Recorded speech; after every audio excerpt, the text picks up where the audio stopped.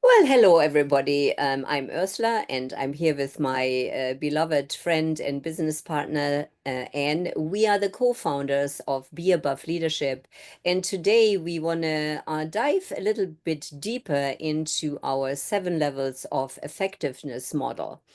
And really want to give you a deep and what I hope will be helpful and fun way to look at this amazing model of effectiveness that we've created.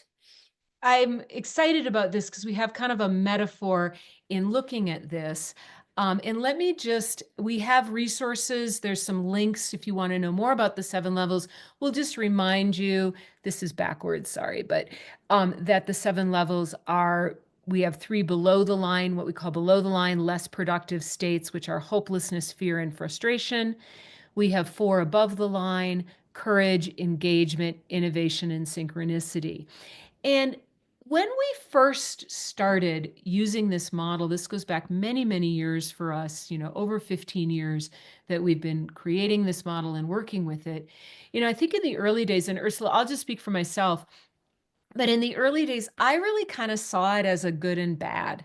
I really sort of saw it through the polarity of above the line is good and below the line is bad, and you should, be above the line and all of that. And what we have come to see as we have gotten more sophisticated with the model is that it's an inclusive model. It's not a those things are bad, don't do them. It's how do these are all parts of what it is to be a human being. Yes. Yeah, absolutely. I really love, how you're looking back when we first started. I completely agree. And I think many people that our students as well as clients that I worked with really do look at the 7 levels and see it sort of separate. Here is, frustration, fear, and hopelessness, and that's separate from the above the line levels, courage and up. And what we Right. really want to talk about here is that they're not, and really give you a metaphor for the inclusivity of the 7 levels.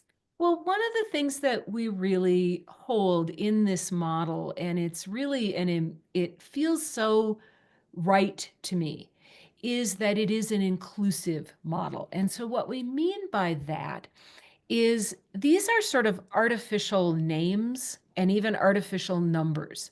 This is really ultimately about energy. And we Yeah. put some names on there because it gives our brains a way to remember it. But that what we're looking at ultimately is an increase in energy, an increase in integration, an increase in love as we go up.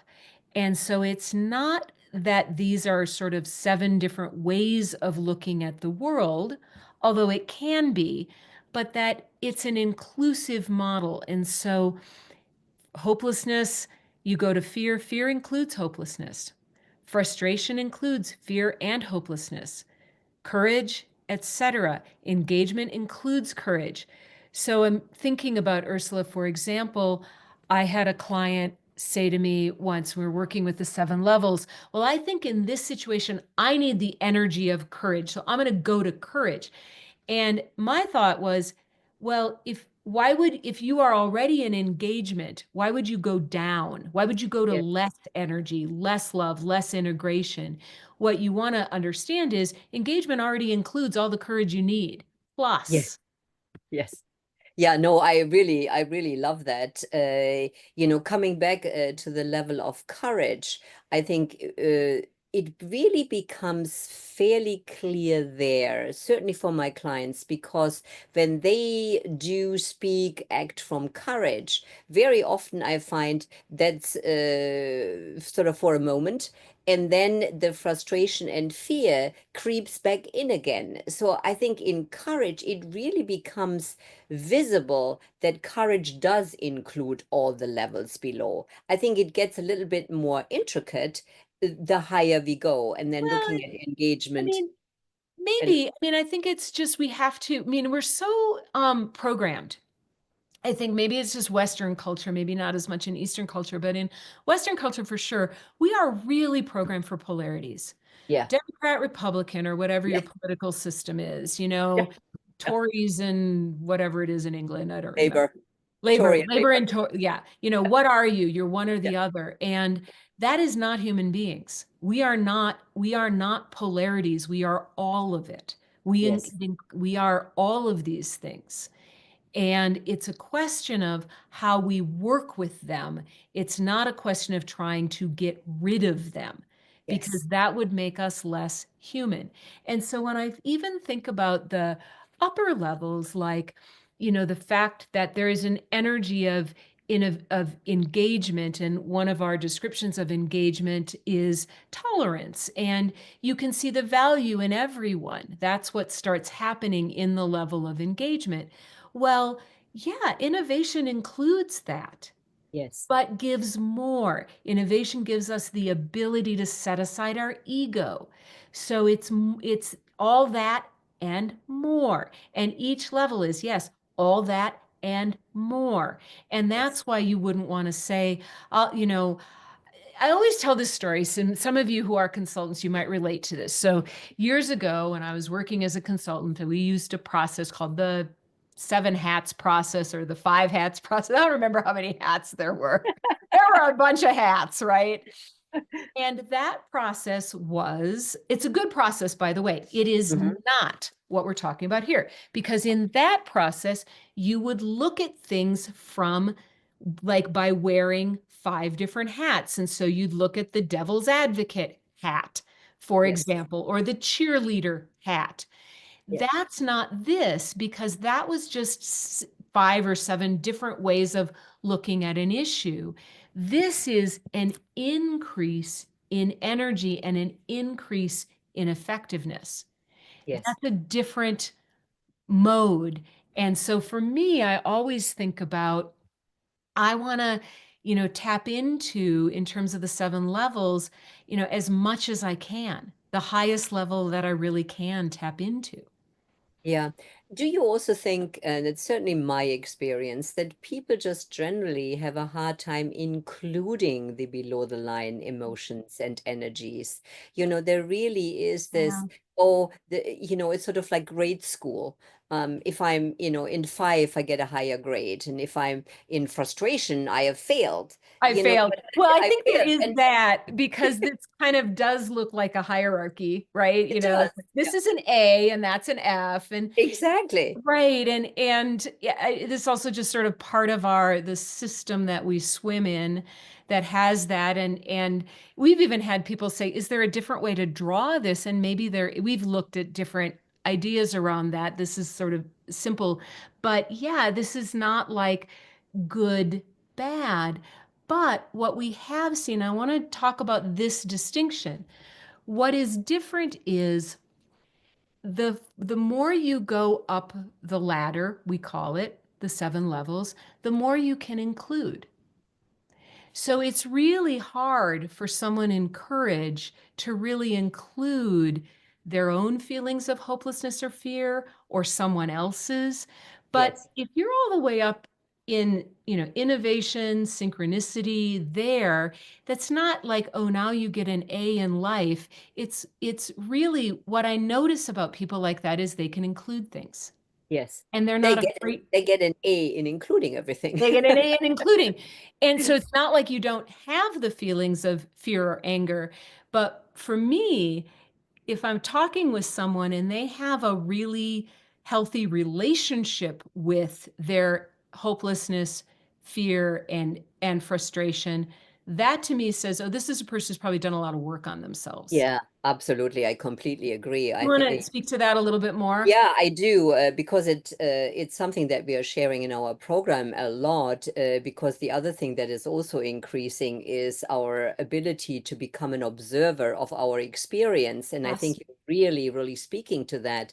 When I am more above the line, the more above the line I am, I can really, really look at myself and observe that there is anxiety. I can observe my frustration. I can Yep. speak about it. I Yep. can feel it, but it doesn't swallow me up. I'm just Right. looking at it. And I think that is one of the really huge gifts of working with the 7 levels. is my Yeah, ability and I to think look. it's made me like I notice like with my own language, like I don't say anymore, it's all good. Yeah. Like and it's fine if you do, by the way. I know lots of people who say that. It's not like this is not like a fault. But I've noticed that that I because that ends up can almost sometimes feel like a spiritual bypass.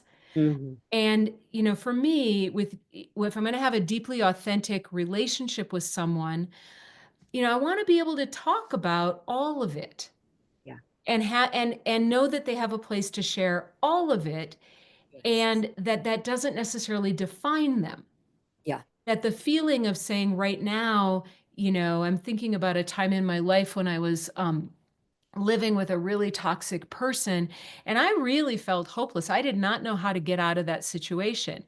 It didn't define me as a person, but it was true for me in that moment. And I needed to be able to be with it and have that be part of my experience, and not just sort of go, don't feel that way, Anne, like Yeah. la, la, la, no, Yeah. no, no, because it was true and it needed to be acknowledged and not suppressed. I love what you're saying in terms of authenticity. And it's really, I mean, we've worked with the seven levels for so long. It's almost like I never actually thought about that part. Is that the more above the line we are, the more we can include, the more we become authentic Yes. because we are no Yes. longer pushing it away or thinking it's bad. We have just a different relationship to the below the line levels. And that's true for our own, but also for others. And I think about, times that people have told me, nice people, good people, but they're sort of like, well, don't worry, or, don't be afraid of that, or don't do this, or like that. It's like rather than sitting with someone who can say, I really hear you. I hear you. Yeah. I hear that that's real for you Yeah. right now. Yeah. You And how know, is that? And how how is is that? that for you? Yeah. And Right? being curious about it for sure. Absolutely. So I came up with this metaphor because I was sort of thinking, as we love metaphors and the brain loves metaphors and it's memorable and all of that. So, my metaphor for how to think about the below the line levels and the above the line levels is I call it the seven levels bus. I love that metaphor. I get a visual every time you say, I have a visual too. And for me, I'm always on a school bus. It's like a school bus. I don't know why. Those in the US, we have yellow school buses. So yellow school bus. So I'm on the bus and I've got, I've got all these aspects of me. I've got seven people on the bus with me, seven yeah, crew members on the bus with me. yeah, I've got hopelessness, I've got fear, frustration, I've got them all. Now, only four of them have driver's licenses, right? the others have failed their driving The test. others are not qualified to drive the bus. And what I mean by that is that there's a difference between my experience of frustration and giving myself full permission to act out of frustration, which is probably going to be. And I'm not talking about just being present to it, maybe venting to Ursula or something like that. I'm talking about like punching a hole in the wall or throwing something or saying something Yeah, really mean to someone else because I'm frustrated, because I'm stressed or whatever. yeah, That to me is an example of frustration has taken over the wheel and they're going to drive us off a cliff. for sure. They're gonna run right into a They are stop gonna, sign. it is not going to be pretty. And you're going to have to, do I know. damage repair, right? Well, and it's really, I shouldn't laugh about this, but when I think about fear, anxiety and nervousness and worry, well, can you imagine them driving the bus? They'll be hyperventilating. They'll worry that the green light is going to turn red any moment now, and they're going to probably drive Get it? 25 miles an hour in a 55 and upset everybody because they're so worried. I know I'm picturing fear driving the bus and it feels like start it feels like that. Like start, stop. Everybody's going like this on the bus because we're not getting anywhere. Frustration's just, plowing into people and stop signs and hopelessness isn't going It's anywhere. not going anywhere. They're parked. They don't They're even parked know. in the bus lot. So, but I'm not, but here's the why I really like this analogy. I'm not kicking them off the bus No. because they may have useful information and they may see things. So if I've got engagement, for example, above the line level, driving the bus, because Mm, that's the level that I've kind of stabilized at a level of engagement, a very positive level. And I'm driving the bus from engagement and I, hear from the back, hey, by the way, there's a tree up there, don't run into it from maybe from fear. That can be really useful information. I can say, thank you. Thank yeah. you. Thank you for informing me. And often that's information is actually going to come through our body. Like when we have a Yes. feeling about something. So I'm not going to kick fear off the bus because they're a useful contributor, or they Yes. can be, but they don't get Yes. to drive. Yeah. No, absolutely. I love that metaphor. And, it makes so much sense in terms of our life. What it mean, if when I think about driving the bus and what motivates us, what drives us in the best sense of the word, it's courage that should motivate and drive us. It's engagement in the upper levels that's in charge, that they Right. are those levels make the decisions because they are more effective drivers. Well, they can, we expand our ability to observe, as you Yeah. have been saying, so they can observe everything. They're, you know, if we use the driving analogy again, it's kind of like, the first three levels don't have their driver's licenses because they failed the test.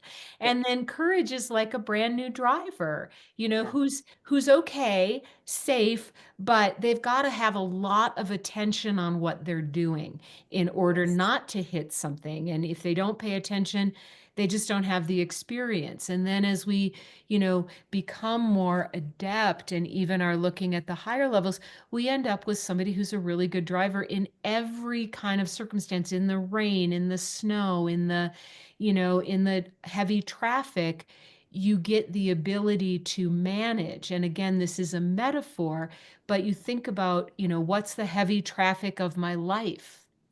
Yeah. And is that, can I, if I'm here, I can navigate that with Yes. all of the contributions from the Yeah. rest of the part people on the bus, but Yeah. without having them take over, because Yeah. no good will come of that.